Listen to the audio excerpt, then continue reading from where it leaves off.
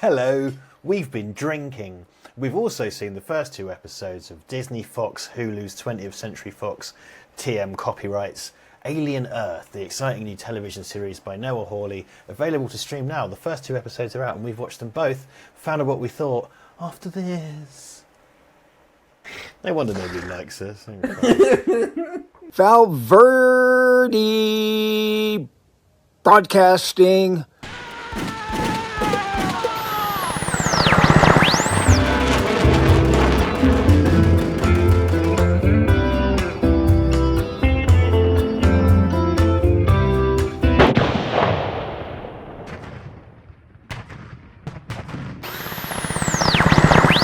Hello everybody, Duncan and I met up at approximately 9 o'clock this evening to discuss Alien Earth, two episodes. What we've done instead is it's now 11:40 and we've been steadily drinking for 2 hours and 40. And we've had a jolly good time doing it, thank you very much. And we're going to talk about the first two episodes of Alien Earth, which we've both now watched. I didn't like it, is what I'm trying to say. I'm perplexed because there's been lots of very positive reviews. Ivan, good friend of the show, Ivan, said, "Hey man, have you watched Alien Earth?" Which kind of motivated me to watch because I had a bit of time off at home this week. I've been very busy with work, got a bit of time to myself. I sit down and watch 2 episodes of Alien Earth. I kind of wish I hadn't. I could have had a 2-hour-long kind of marathon cry. I don't know, we'll get into it, why I didn't like it. Duncan, what did you think? The broad strokes are I thought episode 2 was better than episode 1, but I think it's a very handsomely mounted show. Yes, I think absolutely all the intentions are right. I think all of the talent is firing on all cylinders. I have no problem with any of the creative skill set involved. I just think it's in service of something that I don't give a shit about. We are looking at an incomplete picture. Yes. We're looking at an incomplete picture. I'm not filled with confidence. I will say this. I agree with you. It's very handsomely mounted. I think it's one of the most gorgeous looking alien things we have. There's a very unvarnished anamorphic presentation that leads into the kind of barreling effect and the distortion at the fringes of the frame in the wider pictures, which I personally find very appealing. It reminds me a bit of kind of like some of like Dean Cundy's Panavision stuff in Escape from New York is like that. It's super distorted. Does it remind you of Alien? Because well, not necessarily actually. There's some like in terms of speaking from a DOP's perspective, there's some stuff in it that isn't like that. Okay, good. Sorry. However, the slavish recreations of Alien, and as I 2 episodes in, the phrase that has come back to me, I've used multiple times, at least in our discussions, is that I'm sick of seeing variations upon this premise. And nothing, that's not true.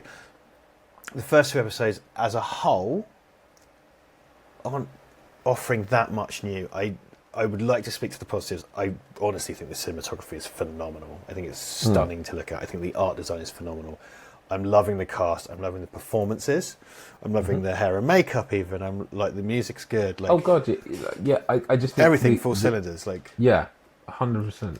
If you had to make an alien thing, much more than Romulus, much more than, there's no sort of desperate need. I mean, apart from in episode 1, there's a lot of slavish recreations of the Nostromo. Yeah, which induced groans in me. Nauseating degree. I mean, there's stuff in it where I'm like, you really just want to redo the breakfast scene from Alien. You've kind of rushed into it, and the whole helmet with the light reflecting off it. Fine, yeah, but come on. It's like a 30-second cover version, isn't it? It's like if you had a cover version that was only 30 seconds to be used on an advert. This is what it exactly would be. Exactly that. Yeah, and it's I know it's great, but it's kind of, there is nothing new. I think the biggest.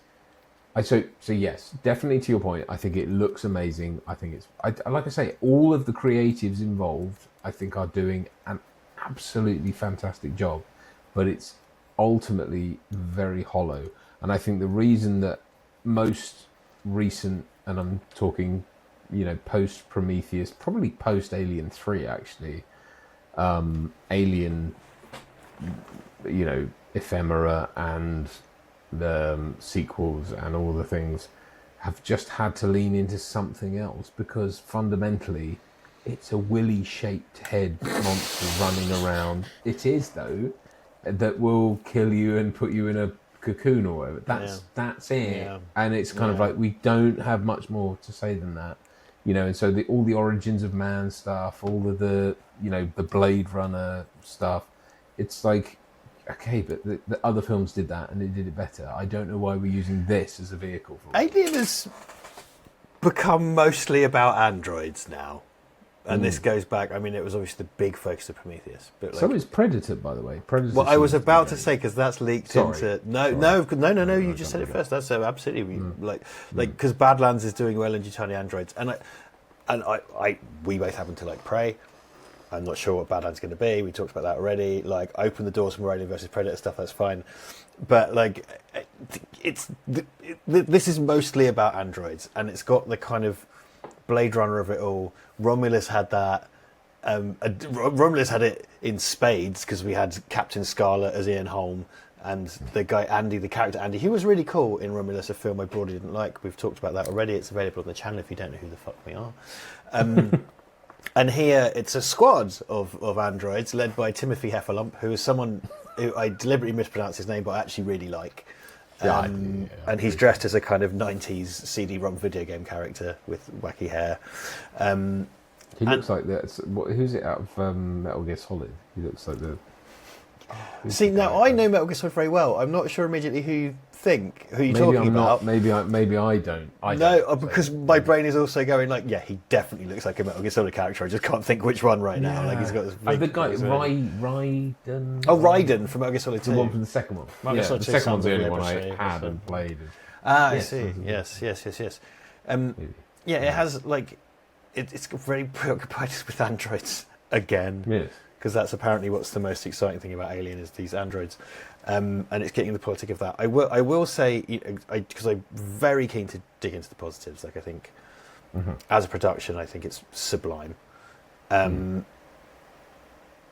don't really know live action. There are very few depictions of Earth in the Alien universe, and I do think some of the more interesting stuff about Romulus was about industrial poisoning and kind of worker exploitation and stuff like that, and the idea that the Alien universe has hinted at the fact that it's probably quite dystopian, but never really gotten into the weeds of that. And this appears to be the case here. It's a dystopian kind of contract law types that stuff. The world's governed by corporatism and everything, and it's getting into that. And I remember reading, I don't know about yourself, but I read like some Alien novels when I was a kid. I read some comics, they tended to get into like what Earth was like, and it was kind of groovy. I mean, it was very not groovy, but like in the story, it was cool to learn about it. But it is about a dystopian kind of bad place, and they've sort of done that, and it's reminiscent of that to me. Which is nice. However, spoilers, very minor spoilers for this show. There is one alien, and there's nothing wrong with that. There's one alien who's loose on Earth. Spoilers, that's the title of the show. It's not called Alien Jupiter. There's one alien loose on Earth before the events of Alien. Well, it's loose on Earth in, so far, very contained space. Yep, before the events of Alien. Yeah. And this is presumably the inciting incident that caused the company to divert the Nostromo and so forth. Probably. Cool. So we know then that ultimately Earth isn't at risk. There's no big drama there. As you pointed out, which I failed to recognise, Duncan said this to me earlier, it's a Dread / Die Hard / The Raid situation. It's contained in a building, a spaceship's crashed to a building. And I'm kind of like, in terms of those stakes, they're probably going to catch the one alien. Again, there's loads more episodes, maybe there's more intrigue. Yeah, exactly. There's that stupid scene where the guys come like, what's in the bag? And it's like, what, this thriving biomechanical mess? Yeah, it's just a sack of potatoes, mate. Don't worry about it. I did a lot of kind of eye rolling at kind of. Do you know what it is? Oh, sorry to dominate I'm really dominating. I'm quite drunk. You're fine. I didn't dominate the chat. We love you. I love you too. This is yet again, and it's my Predator 2 problem. It's watching new characters solve a mystery that we already know the answer to. It's dramatic irony. Yeah, it's supposed to. The audience knows what. Yeah, but it's going to happen. But the film doesn't, or the series in this case, doesn't do anything with that. Like, there's one bit where like the guy, the paedophile from Black Mirror, and the other guy are outside the Georgian Regency party, and there's a sculpture in the background that's the silhouette of the xenomorph, and I think it was meant to be a surprise because they do a shot reverse shot and they come back to it, and it's like, yeah, but that's the alien though, and then the alien goes, ha, I'm the alien, and it's like, yeah, I liked that when it was in Aliens. Well, they do it. Yeah. They do it at the other point when there's a bit of dialogue, and then they move off, and then it turns out what they've just been having dialogue in front of was the alien, because it then moves down and it's like, yeah, but it's right there. 30-second cover version. And that's what I mean. And then they're walking off, and then it goes on and on, and they go really far before it eventually springs it on them. And it's like, why didn't it just take them out then? Yeah. There's a lot of plot armor. There's a lot of plot armor. That's what made my eyes roll the most, I think. Because it's like, as soon as it got out of that bag of whatever, it just immediately slaughtered everyone. It's like when it goes into the party, everyone's dead in within a matter of 3 seconds. Yeah. Yeah. Like, but and they're dead. It's not like before in everything else. It's been ambiguous. Take them off to. But you bet the brother's not dead though. He's kidnapped him. No. It's got a special interest in him because the script requires that to happen.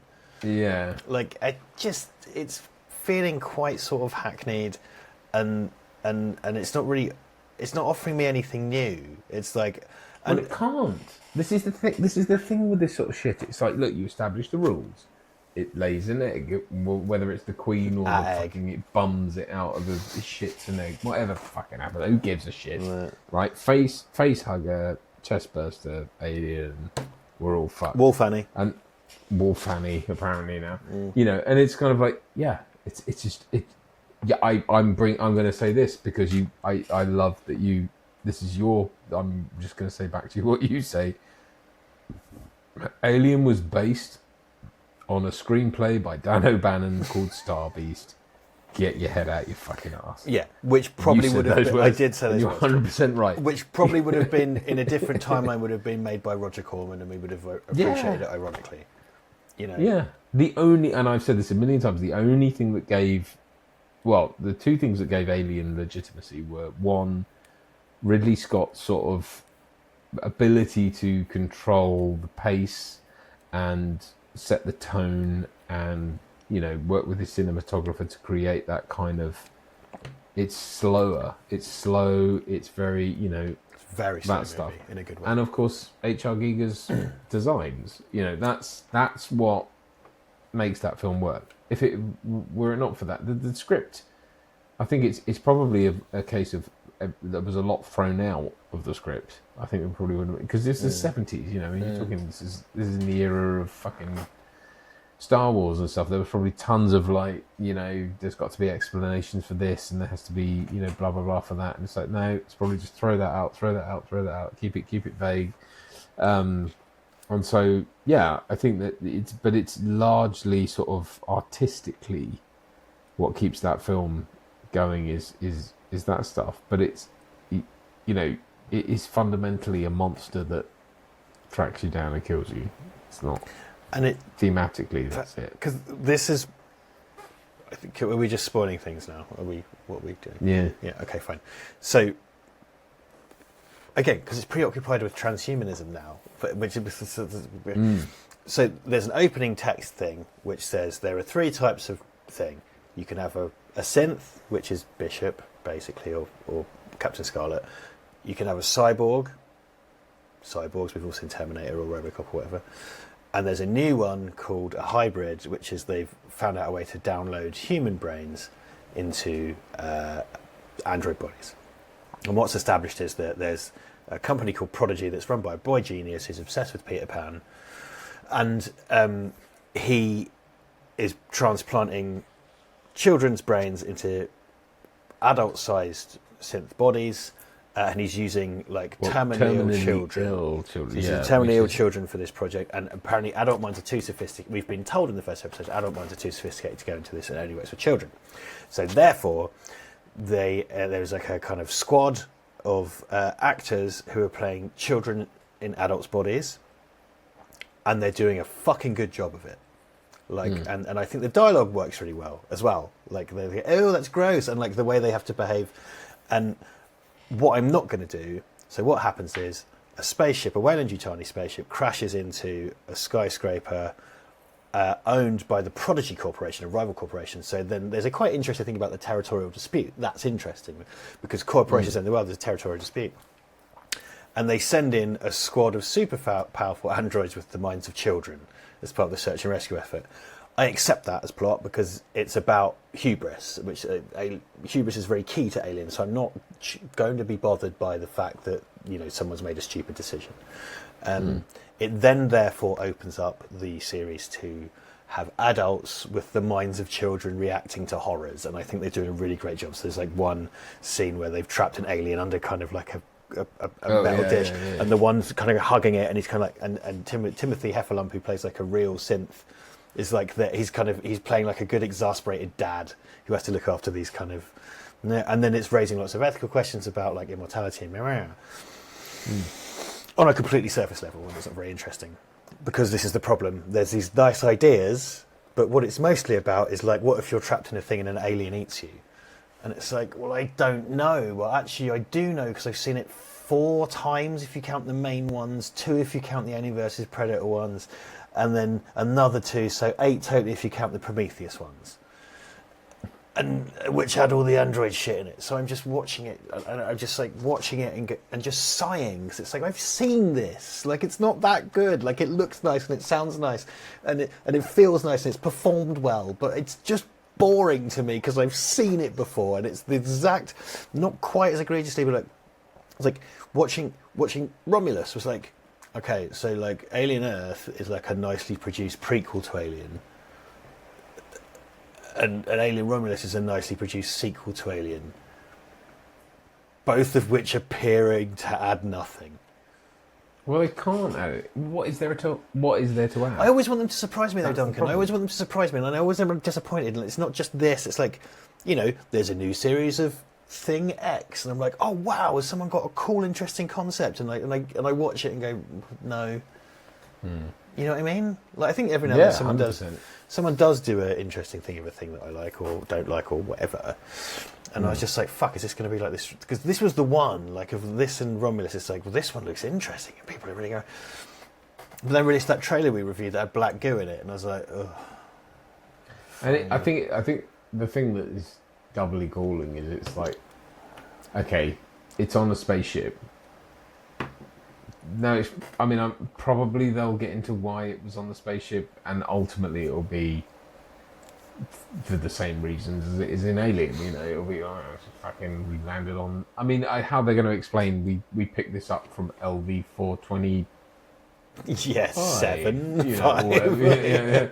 Whatever. That's one less or more. Whatever. Okay. At this point, it's so sort of erroneous and unimportant. But okay. And then it crash lands on Earth, but essentially it's just Alien again. That's what's annoying me so much. Stuck in the same place, and it's kind of like, okay. But this time the spaceship's wedged in the building. It's wedged in the building, but the spaceship's still a spaceship. It's like, okay. And it's one, like you say, it's one alien, and there's so much plot armor going on that's like, okay, the main guy can't die, but if it gets out of a bag, it'll kill you in 5 seconds. And it is, you know what I mean? Like, it kills. It's literally disemboweling people and punching their heads in halves. And it's like, so it's not, it is just a murderer. So, and again, it's like, these people have to understand these monster movies, they're plot devices. They represent mortality. Same thing, like, so zombies, it's like hordes of, it's the unavoidable inevitability. Death, the inevitability of death. It's the same thing with this. It's the same thing with Halloween. It's the same thing with Freddy Krueger. These are all just all they represent is get too close to monster, die. That's it.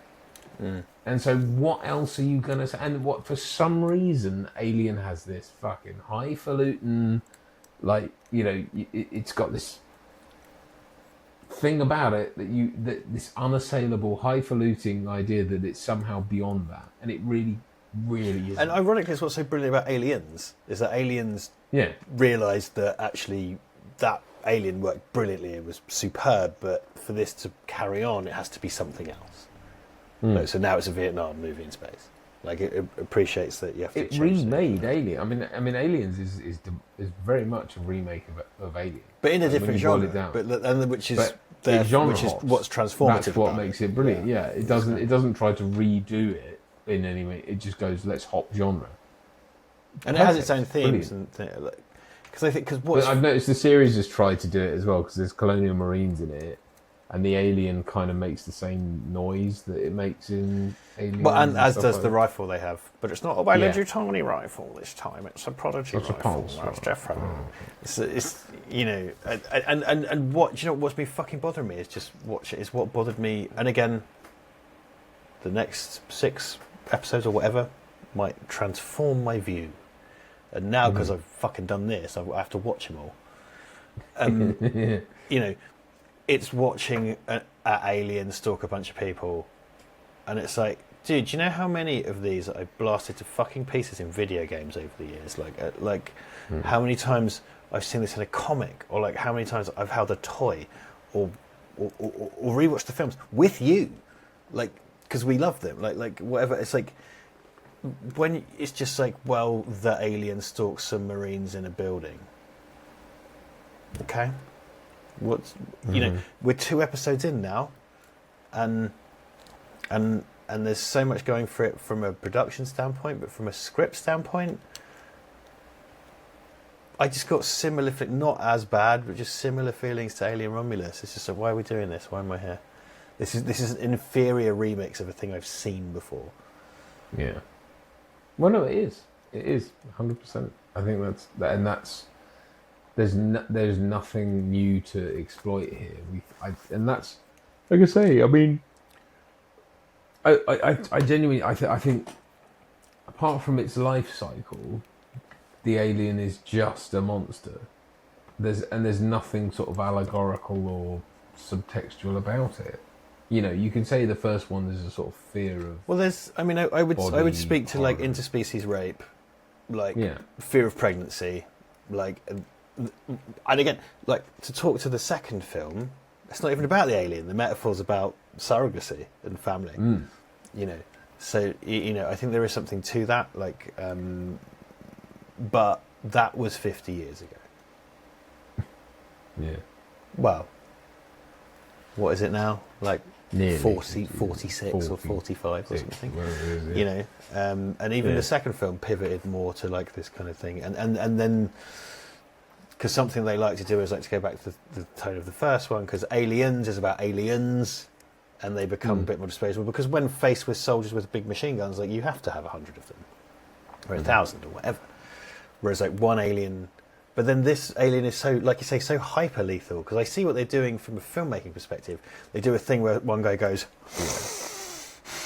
in close up, and then and then like it wipes. Because then the scene where the alien goes into a party, it seems to, assuming the scene, and the scene appears to take place in real time based on the edits and the camera placements that we see.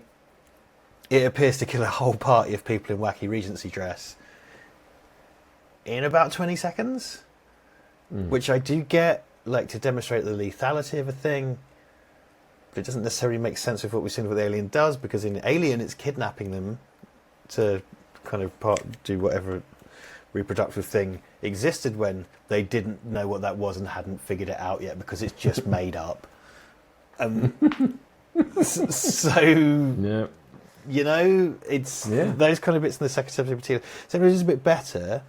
And again, you know, there's a lot about kind of transhumanism, persistence of memory. I don't know her name because I'm rubbish, but the main the main actor who plays Wendy. She's so good. Like, I thought it was a really magnetic performance, and her kind of like child and adult body stuff, really cool. And there's like a bit like she meets her brother, but she's not supposed to be able to tell him. And she does this really cool, like, little smile, like a kid would do. It's like, I've got a secret. Like, it's really cool. And like that whole kind of little ensemble of actors. And again, I don't want to criticise the plot choice of like sending them in, because it seems like the hubris of an idiot. Like, I'll take it. I still think it's kind of dumb, but I'll take it. But then, yet again, we're here having discussions about machine sentience. And it's like, where did this come from? Like, I do know it came from Prometheus. And, So anyway, 10 out of 10. Really love it. Recommend it. Go get a Disney Plus subscription. Do it right away. Yeah, I don't hate it, and I can say, I mean, so far, I'll take it over. I would love to be won over. Just to be clear, I would love nothing more, and I am always happy to change my views and be wrong. And if in 8 weeks I will fully condemn 16th of August, Richard. In 8 weeks' time, if like by the conclusion of like, wow, they really turned that round, that was amazing. I would like nothing more. And I think I will continue to watch it.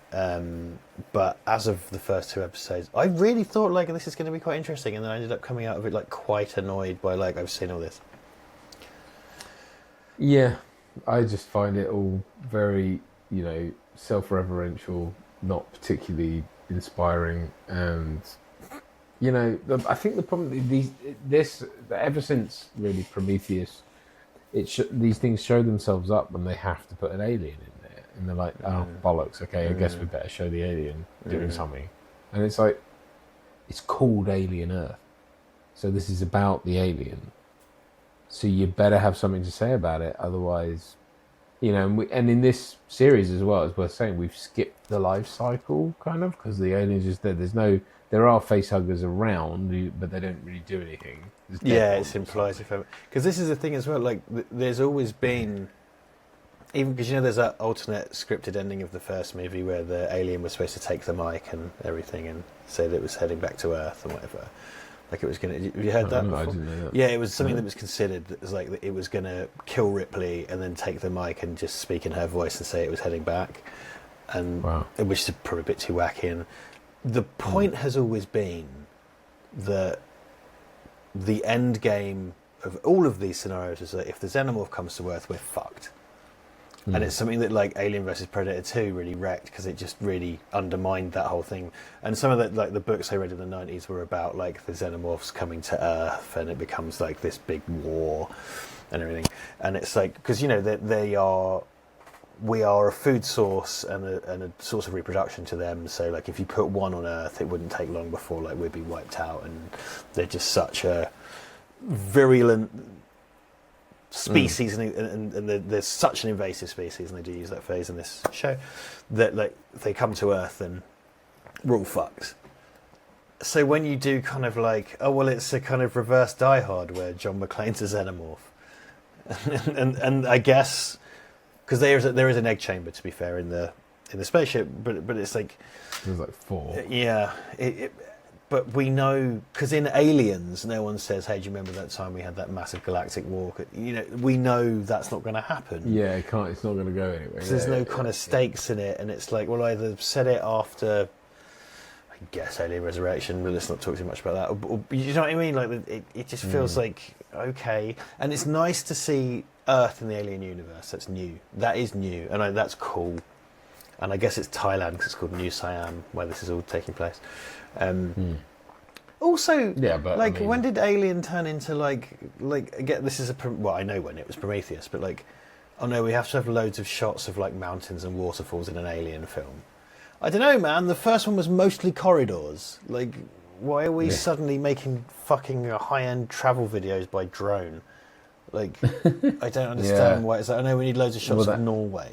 Like, why? Why is that the thing? And then also fucking when they're exploring this crash ship, it's all the corridors from the Nostromo with a smoke machine in it, and it's like, well, I've seen that. I've seen Alien. I've seen Alien. I promise. We make so much content about it. Don't make me watch more. That's the same. I don't want to, but I will because then I'll get some money. Don't make me. Yeah. You look like you're ready to put a loaded pistol in your mouth. You're just fucking leaning in like, oh my god. I know, I'm tired. I'm sorry, but no, I agree. I just find it's so far not doing anything. I don't think there is anything new you can do. That's the problem. We've said this. Yeah. We've trodden this into the dirt so many fucking times, but it's. What is there to say? I think we said everything we needed to, arguably by the third one at a pinch. There's just nothing, I think... Sorry. Look, Ripley was the kind of... You could say, okay, she's the... You can explore different themes with her because, she's against this unstoppable force. You could say it's like some sort of allegory about... something in the face of... Well, she's a bit of an every woman as well, I think. That this kind of... Yeah. 100%. Very relatable, very, kind of... although better looking than most of us. Yes. Definitely me. But she was, fucking great. But it's kind of like, okay, then she died. She sacrificed herself, and then it's, well, now we need to revive her because we can't have now her. She's a clown. Now she's a clown, and then it's about the ascent of man or something or whatever.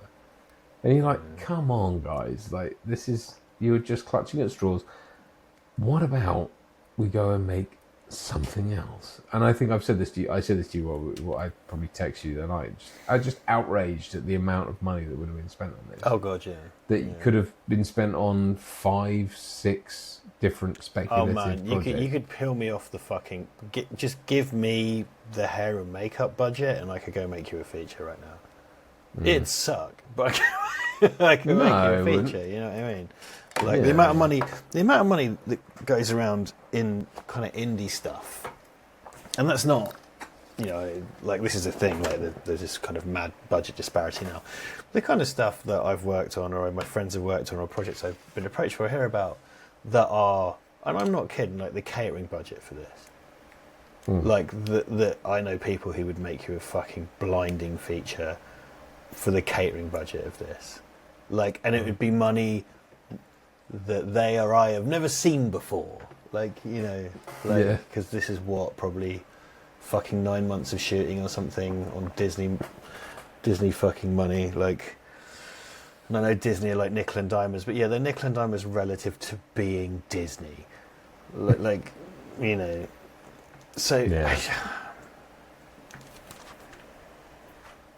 I mean, crack on, keep whatever, but we've probably said this a bunch of times as well, but it's just like, look, you're going to keep circling the drain if you insist on putting all your eggs in these baskets. That's it. I get it. You spend a load of money on acquiring these IPs because you think they are just infinitely milkable. You're wrong. They're not. And you will find out the hard way. And if you don't start putting budget into proper speculative projects, and I mean, take $1 million, which you probably wipe your ass with. That's gross, but you know what I mean. And say, right, I'm going to speculate on 5 different things. Chuck 200 grand at, indie projects and see what happens. Because I guarantee you, one of them will find an audience and it will go. Yeah. And just make them theatre exclusives. You probably can buy a theatre chain if you want to, and just make them fucking theatre exclusive. And you will clean up, but we won't do it because the spreadsheet or algorithm tells you. It's not even that, is it? Because they've squeezed out the middle budgets. That's it. It's not no speculative. It's even like cream off 20 million, which is an obscene amount of money, and it's like make 21 million pound films or $1 million films. Make fucking 500 granders. Do you know what I mean? Like, yeah, I know. Well, yeah, what do you think the odds are that one of them might strike it big and then? They won't do it, and you can make a lot. You can make an amazing looking film for, £1 million. I mean, Jesus Christ, you can make. Fuck knows, man. I've done some stuff on 500 grand, like not my department, but like overall that I'm really fucking happy with. Do you know what I mean? Yeah. Like, I've shot like features anamorphic for that kind of money, like, and I've been very happy with the results. Yeah. So it's not out of the range. That's what frustrates me. Is it's kind of like I think it's all seen as this sewn up idea of like, oh, everyone, they've got control of it, everything, and it's kind of like, well, they pull the budget in.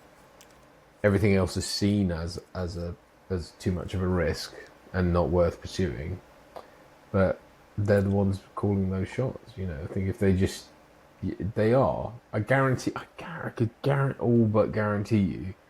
If you speculated on that basis and you said, even if you chuck 20 grand at developing different projects, there's just no new. There's no, Alien happened in the late 70s. Predator in the late 80s, and then, and these are just. I mean, like Predator's another one where it's like. The internal logic has somehow been inverted and become the main. That's what we want to see. It's like, is it more out of it, isn't it? It's so tedious. It's kind of just throw some money at coming up with something new, but you won't. I'm just pissing in the wind at this point. It's totally pointless. Well, anyway, there you go. Thanks for joining us on Verde Broadcasting, a channel that increasingly descends into kind of the depressed malaise of two middle-aged men. I'm drinking water. Having some fizzy water. Anyway, if you liked this, we are on Patreon. We are mostly here on YouTube, Verde Broadcasting. Give us a little like and subscribe below. Hit the bell, because no one tells you shit about anything you upload anymore, and that's a waste of time. But we are here, and you can check us out. We're happy. We're just kind of plodding along. We do feature-length commentaries to movies. We're kind of bring that back. That's what we were meant to do tonight, but we ended up just shooting the shit and getting drunk, and then we wanted to talk about this. So we'll be back with a new commentary soon, and now I've said it on air, it's a fact, and I can't wiggle out of it. Well, how else do you wrap one of these out, Duncan? I can't remember. Like, I've said this social media stuff. We're not on Twitter anymore. Like, I don't do Facebook anymore. I've got my personal Instagram. You can go to @JacksonJackson83. It's mostly sandwiches, kind of cool animals I find, and then my kind of work. What's yours like? You can find me at Duncan Casey Actor. That's where you can find me on Instagram. Yeah, I'm more of I'm Instagram and LinkedIn. Those are my two profiles. Really. LinkedIn. That's where I do LinkedIn. I'm not much of a Facebooker or an Xer or whatever. I don't really. Yeah, I'm on there. You can find me on there, but I shan't be doing much. I deleted mine. I went on a rampage against all my social media. It stressed me out. It stressed me out so much. I'm on Instagram, because Instagram you don't have to get into the comments and watch people be horrible to each other. You can just look at pictures of cats. And I just follow loads of I look at accounts about, one of my favourite genres is two species of animal becoming best friends. I like big sandwiches, dogs getting adopted, dogs with talent, and cinematography, and bits about old comics and trainers. So I post cinematography stuff on my Instagram. I'm trying to kind of forefront that, but equally every now and then I'll find like a nice sandwich. Or if I find a rude street sign, I'll put that on there as well. So it really is worth following just to see all the rude street sign developments and sandwiches that I've invented. Right. Very good. Yeah, mine is just a mismatch of blah blah, and increasingly you can't hit the little magnifying glass search icon without someone looking over your shoulder and accusing you of looking at softcore pornography. Just softcore. Just softcore, yeah, because it's usually scantily clad women, which I don't. There is the magnifying glass thing. That's weird. I've had this conversation because I thought I was just a pervert, but I was kind of like, other people. No, everyone's it's does just that, the boobs all the time. I assume all the boobs. Men, the Greased Welsh up ones boobs. must be the women's ones must be like balls and abs. Yeah, hairy bums. Wow, I didn't realise. It looks like I found my niche finally. Yep. Who knew? Who knew? Gonna make myself an influencer. Well, Anyway. that's it. We love you. That's how you wrap up. Have a bunch of that. Goodbye.